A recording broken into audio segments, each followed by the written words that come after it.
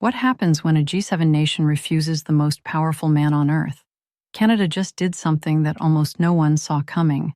They looked Washington directly in the eye and said no, not quietly, not behind closed doors, publicly, deliberately, and with the kind of calculated confidence that only comes from someone who has studied every angle of the board before making their move. Now, most people are going to look at this story and think it's just another political disagreement between two neighbors who've been bickering over trade for years. That would be a mistake, a serious one, because what is happening right now between Ottawa and Washington is not a spat. It is a structural power shift, one that involves hundreds of billions of dollars in energy revenue, the future of North American trade dominance, and a quiet but very real renegotiation of who actually holds leverage in the most important economic relationship in the Western world. And by the time most people realize what's happening, it will be too late to position ahead of it. While the mainstream media has been burning airtime on everything except this, a seismic shift has been happening at the highest levels of North American power. And it started the moment Mark Carney walked into the Prime Minister's office.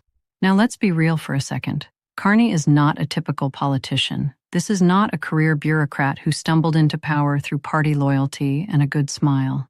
This is the former governor of the Bank of Canada, the former governor of the Bank of England, a man who was at the table during the 2008 global financial crisis and helped steer two countries through it without the kind of catastrophic bank collapses that destroyed economies across Europe and the United States.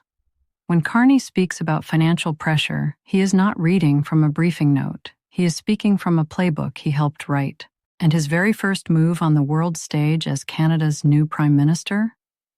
He walked directly into the heat of Trump's energy pressure campaign. And he shut it down. He halted the deal. Completely. If you've been sensing that something big is shifting in global power dynamics, you're not wrong. And you're not early. This thing is already in motion. To understand why that move is so significant, you need to understand what Washington was actually demanding. Because the pressure coming out of the White House was not subtle.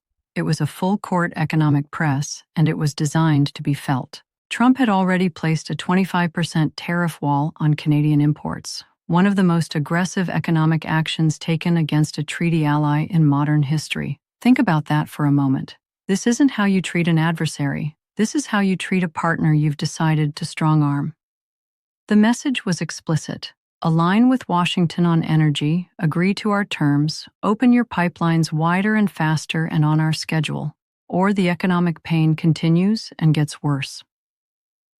Specifically, the White House wanted Canada to expand its energy exports to the United States under American favorable conditions. More oil, more natural gas, accelerated timelines. And critically, at pricing structures and under regulatory frameworks that would benefit U.S. refiners, not Canadian producers, not Canadian workers, not the Canadian economy. Now, here is the fact that most people scrolling through the news don't know. Canada is the single largest foreign supplier of energy to the United States, not Saudi Arabia, not Russia, Canada. Over 60% of U.S. crude oil imports come directly from Canadian pipelines. That is not a minor footnote. That is strategic leverage of an almost incomprehensible scale. And for years, Canada has been exercising that leverage by not exercising it. By being the quiet, cooperative neighbor who keeps the lights on and doesn't ask uncomfortable questions. Trump looked at that arrangement and saw a pressure point. He assumed that if he squeezed hard enough, Canada would do what it had always done. Comply, adjust, stay in the lane. He underestimated who was now sitting in the Prime Minister's chair. But that's not even the craziest part of this story. Because what Carney did next wasn't just a political rebuke. It wasn't a press conference moment designed to score domestic approval points before an election. It was a multi-layered strategic financial maneuver, and the pieces of it are still moving right now as you're watching this. Most world leaders, when they face American economic pressure, do one of two things. They fold, or they make a lot of noise and then quietly fold anyway. Carney did neither. He launched what financial analysts are beginning to call a deliberate decoupling strategy. Not a full economic separation from the United States, That would be neither practical nor rational given how deeply the two economies are intertwined, but a systematic, methodical reduction of American dependency, and he moved fast. First, the energy deal framework that Washington had been pushing Ottawa to sign was halted, not delayed, not paused pending further review, halted. In the language of international negotiation, that is a signal with real teeth. It says, "We are not negotiating under duress. Come back when you're ready to treat us as an equal." Second, and this is the part the financial press almost completely ignored, Canada simultaneously accelerated its trade dialogue with the European Union. At the same moment Ottawa was cooling on Washington, Canadian trade ministers were warming up conversations in Brussels. That is not a coincidence.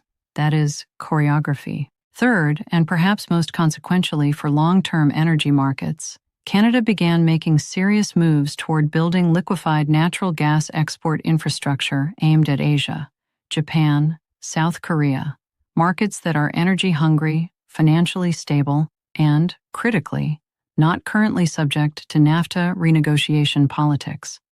Now look, building out that infrastructure takes years, a decade in some cases. Carney knows that better than anyone. But announcing the intent to build it, that changes the negotiation entirely, because suddenly Washington is no longer the only buyer in the room. And the moment you stop being the only option, you stop being able to dictate the terms. This is what institutional-level thinking looks like in real time.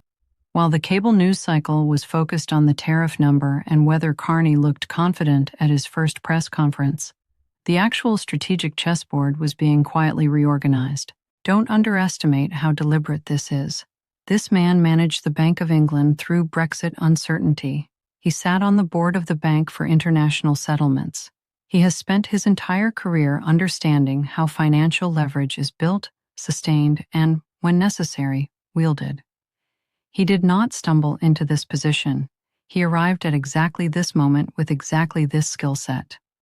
Now, the geopolitical story is fascinating, but let's get to the part that actually lands in your life. Because this standoff is not staying in Ottawa and Washington. It is already reaching your gas pump, your grocery receipt, and depending on how you're positioned, your investment account. Here is what the Canada-US energy standoff concretely means for everyday people and for anyone paying attention to markets. Point 1. Energy prices. U.S. refineries in the Midwest, particularly in states like Illinois, Ohio, and Minnesota, are specifically engineered to process Canadian heavy crude oil. This is not a preference. It is a function of decades of infrastructure investment built around a specific type of crude that Canada produces at scale. These refineries cannot simply switch to a different oil source the way you'd switch suppliers for office paper. The transition would take years and hundreds of millions of dollars in capital expenditure, which means that if this dispute escalates and Canadian supply gets disrupted, even partially, you don't get substitution. You get tightening. And tightening means higher prices at the retail level. It is that direct. Point 2. Inflation. Energy costs are embedded in almost everything in a modern economy. Manufacturing, shipping logistics, food refrigeration and transport, home heating, commercial construction. A sustained Canada-US energy dispute functions like a slow, invisible tax applied across the entire North American consumer economy. You don't see it announced in a headline. You see it 6 weeks later when your utility bill goes up and your grocery total is slightly higher than it was the month before. That mechanism is already beginning to activate. Point 3, and this is the one that investors need to hear clearly. There is an emerging repricing opportunity developing in Canadian energy equities right now. Because if Carney's diversification play succeeds, and Canada genuinely opens new export routes to European and Asian markets, Canadian energy companies, many of which are currently priced as if they are entirely dependent on U.S. market access, would face a dramatic upward re-rating. The market has not fully processed this scenario. Institutional money is beginning to quietly reposition. Retail investors are still looking at the tariff headlines and seeing risk, not opportunity. That's not financial advice. That's pattern recognition. And pattern recognition is the only edge that consistently matters in these kinds of inflection moments. The people who understand why Carney halted this deal, and what the second and third order consequences are going to be positioned very differently from the people who find out about it when the numbers in their portfolio or on their energy bill tell them. Here's the actual bottom line, and it's bigger than Canada and the United States. This is not a story about pipelines. It's not really even a story about tariffs. It is a story about whether the post-World War II assumption that America's closest allies will always ultimately defer to Washington's economic preferences is still a functional assumption. And for the first time in a very long time, a G7 nation with serious economic leverage has provided a clear, public, well-reasoned answer. Maybe not. Carney's move does not exist in isolation. It will be watched by every mid-sized economy that has ever felt the weight of American pressure in a trade negotiation. It will be studied in finance ministries and foreign policy departments from Berlin to Tokyo. And it will matter, not because Canada is picking a fight, but because Canada is demonstrating that there is a third option beyond capitulation and confrontation, that you can hold your ground with sophistication, reposition your dependencies systematically, and force a more powerful counterparty to come back to the table on different terms. That's a template. And once a template like that is demonstrated successfully, other countries notice. If you want to stay ahead of where this is heading, the link in the description goes deeper into the financial positioning happening around this story right now. Otherwise, keep a very close eye on the next G7 summit. Watch what happens when Carney and Trump are in the same room. Watch the body language. Watch who blinks. Because the most consequential negotiations in the world never happen in public. They happen the moment one side stops asking for permission.